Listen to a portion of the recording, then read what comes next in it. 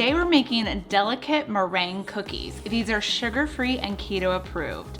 Hi, I'm Annie from KetoFocus.com, and today I've teamed up with ChocZero and we're gonna show you how to make easy, delicate meringue cookies. Let's get started. I think one of the best things about this recipe is that it's easy to make and it only involves 3 ingredients. Well, 4 if you count salt. But it's basically egg white, ChocZero vanilla syrup, cream of tartar, and just a pinch of salt.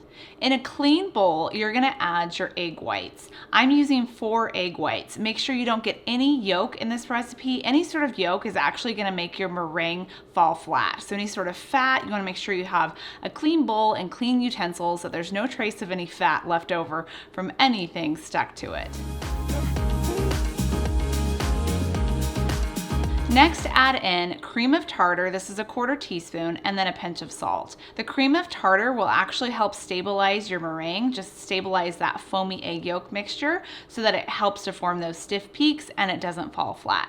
We're gonna start by whipping up our egg whites until they create like a soft foam consistency. And then we're gonna add in our sweetener. I'm gonna be using ChocZero's vanilla syrup. Their syrups are sugar-free and sugar alcohol-free, but feel free to use any of their flavored syrups. Like they have strawberry, mango, they have their seasonal flavors too that are coming out that are great for the holidays. You could do maple ones, maple vanilla, maple pecan, and even chocolate.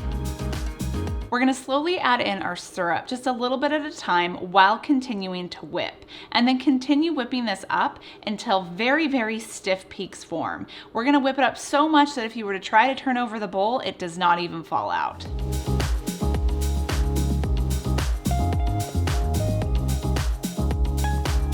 Now our meringue is ready to pipe. So I've added my meringue into a piping bag with a star tip. And then onto a baking tray that's lined with parchment paper, you're just gonna squeeze out little tiny dollops of the meringue.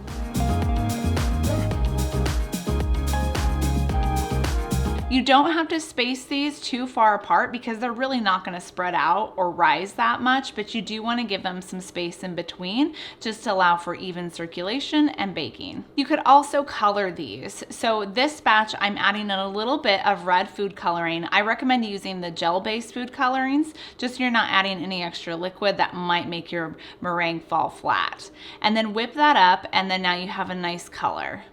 We're gonna bake these in a 200-degree oven for 1 hour. After that hour is up, just leave them in the oven, don't open the door, let them continue to bake and harden for another hour. After those 2 hours are up, your cookies are ready to eat.